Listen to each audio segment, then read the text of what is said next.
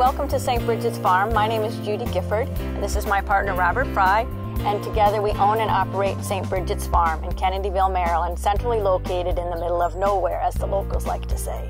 When we started this farm, it was a deserted dairy farm. The grass was in wheat. We had no fences, so we really had a blank slate, which ties into the theory that farmers are truly artists. And we painted the picture of a grass-based dairy farm in our minds with Jersey cows, and so that's what we have here today.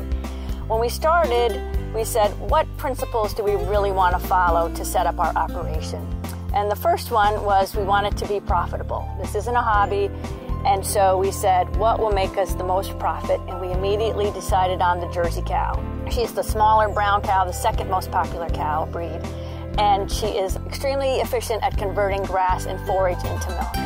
The other thing we decided on was to be a grass-based dairy farm, which utilizes the sun to generate energy and grow the grass and is a cheaper form of feed. Our second principle was environmental stewardship. Our farm is located at the headwaters of the Chesapeake Bay, and we thought it was critical that we preserve the environment as much as possible. So in that regard, we decided again to go with grass-based dairy farming. Our third principle is being involved in the community. And because we're a mom and pop operation, we don't have a lot of time for meetings, so we wanted to bring the community here. And one of the things we do is host all of the third graders, all 5 third grade classes from the elementary schools in Kent County over a 2-day period, and show them the farm and show them how to milk a cow, and talk to them about dairy products and nutrition and the benefits of calcium in milk. We also host other miscellaneous groups from colleges and universities to farm groups to Audubon Society groups. And then thirdly, we host our farm dinner, which we will see you at here shortly. We love to bring people to St. Brigids Farm, and we're really proud of our farm and our farm name. Our farm was named after St. Bridget, who's the patron saint of dairy maids and scholars. So I'm the dairy maid, I do all the milking. Bob's the scholar, he's the veterinarian. So we thought it worked perfectly.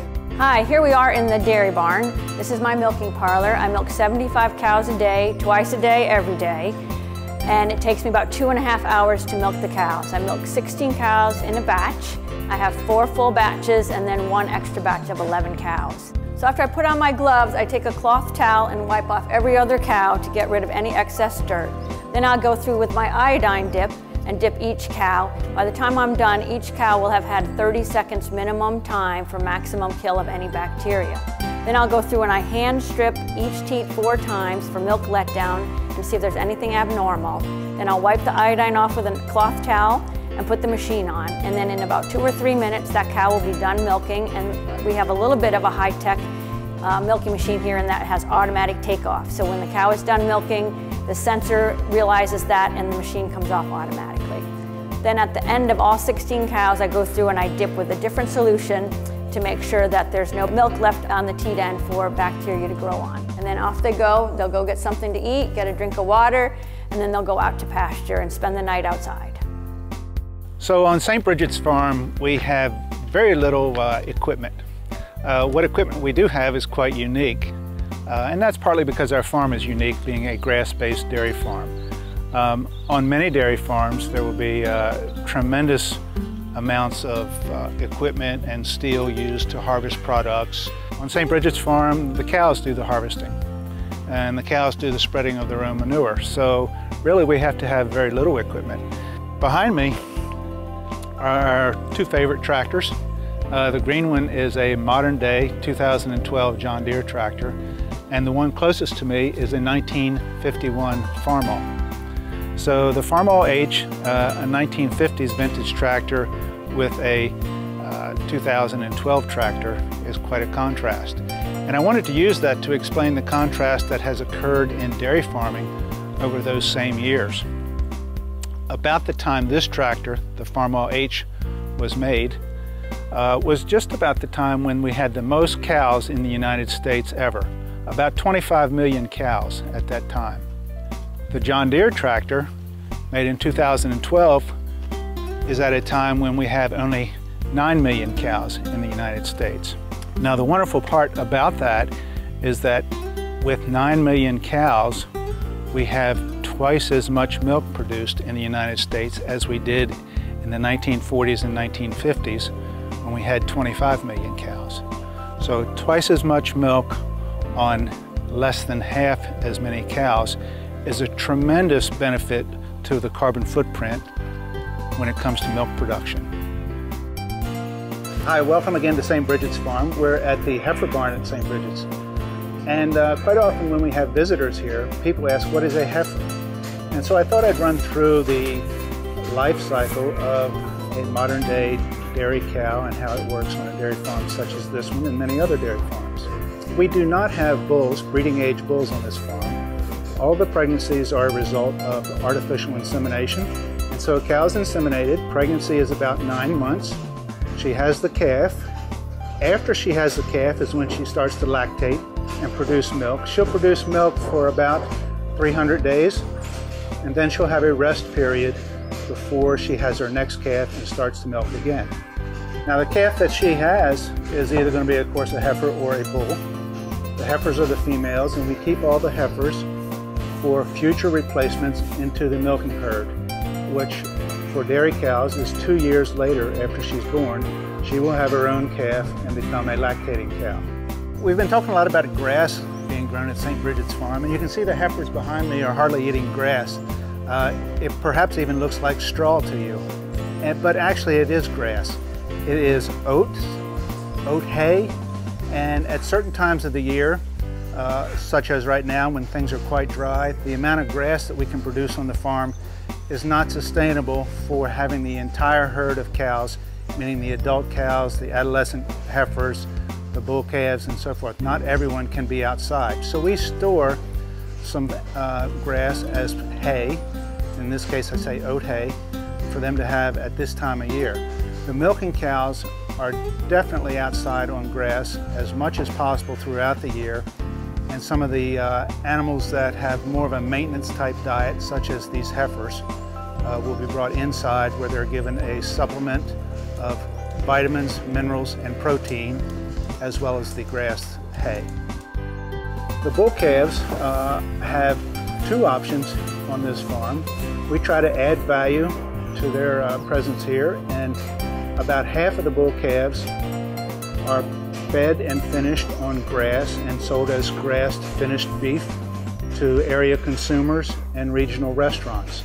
The other half of the bull calves are raised as meadow veal outside in a pasture with a surrogate mother or nurse cow. Here we are where we raise our meadow veal. We have 9 calves on 5 cows, and they all have names. We have Poppy, Prancer, Grandma, whose real name is Risk, Nicole, and Onyx. And they'll raise these calves up to the age of about 5 months, and then they'll go to one of our restaurant customers. So here we have one of our environmental practices. It's a fenced-in water ditch. Back in the day when my dad was farming, the cows went into the stream, but that's no longer feasible or advisable. So we have all of our waterways fenced off. This water ditch feeds into the Morgan Creek, which feeds into the Chester River, which goes into the Chesapeake Bay. So we're very sensitive to our practices. And that tree was one we planted back when we started here 15 years ago. And that is one of the trees. We planted several more that survived the deer, and they are good for preventing erosion, as well as providing shade for the cows when they're on pasture. So right now we're in paddock number 2, one of 18 paddocks that we rotate the milking cows through. The herd of cows goes to a fresh break of grass after every milking, and that happens twice a day, so they get a fresh break of grass morning and night. We have a variety of grasses on the farm depending upon the soil conditions of that particular paddock. Paddock number 2 is a mixture of white clover and perennial ryegrass. It's a permanent pasture and can last as much as 5 to 10 years if we take care of it properly. Right now, because of the summer season, we've got this weed called goosegrass that we loathe very much, and the cows won't eat it very well, and it doesn't turn into milk quite so well as the white clover and very fine and palatable perennial ryegrass. So quite often a question that we receive from not only the public but also other dairy farmers is, what about the waste, the animal manure and urine that gets deposited on these fields? Okay. Actually, it's very, very important. It's very, very important for the livelihood of the plants that are out here, for the grass, and the micro herd that is beneath the ground. If you can imagine a herd of cows on a paddock like we're standing in now, the weight of the micro herd beneath the ground, that is the protozoa, the bacteria, the larvae, the earthworms, exceeds the weight of the animals above the ground. And they're extremely important for keeping the soil aerated, for recycling the manure down to the roots of the plants, and providing tremendous tilth to the soil. And so, for example, right here, just 30 days ago, could have been a deposit of cow manure, and now today is clover and perennial ryegrass. The manure is completely reworked through the benefit of the earthworms, dung beetles, larvae, bacteria, and protozoa. My dad had a small dairy farm in Connecticut. He milked about 40 cows, and my favorite childhood memory is bringing the cows in from pasture, and that's one of the reasons why I'm so happy here at St. Brigids Farm. I start my day at 4:30 in the morning. I have the best commute in the world. I walk across the driveway.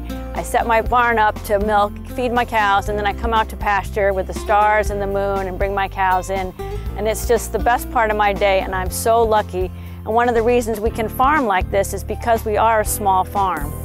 I often say that there's 4 kinds of dairy farms in the United States today, and I classify them as the expansion dairy, the last generation dairy, the niche market dairy, and the dairy farm of excellence. Actually, at St. Brigids Farm, Judy and I are 3 out of those 4. We're last generation dairy because our children, we have a son that lives in Washington, D.C. and a daughter that lives in Baltimore, so they're not too interested in dairy farming and agriculture, at least at this stage.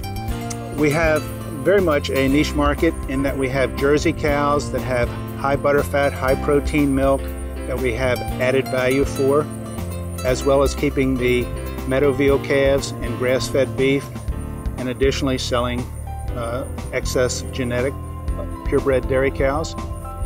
And then lastly, a dairy farm of excellence in that everything we do throughout the course of a day, a week, and the year, we try to do with excellence, whether it's take care of our cows, take care of the soil, and produce the highest quality, maximum volume of milk that we're capable of doing. And that requires a lot of problem solving. Most people don't think about dairy farming, especially grazing. Grazing is an art instead of a science, so it's not the same way we do every day the same thing. So that makes decision-making a constant challenge and one that we thrive on, but it's also exhausting sometimes. But it's something that you have to do consciously in order to have a dairy of excellence. But the expansion dairies are some of your best clients. And they also practice tremendous value for maintaining their farm in a sustainable way, taking extreme care of their cows. So this discussion that we're having about dairy of excellence and how you take care of cows can be done many, many different ways. The way we do it at St. Brigids Farm is just one of many successful ways that it's done. Well, we hope you enjoyed our virtual tour. Please like us on Facebook. Or if you have any questions, please go to our website, www.stbrigidsfarm.com, and we'll be glad to get in touch with you. Thank you.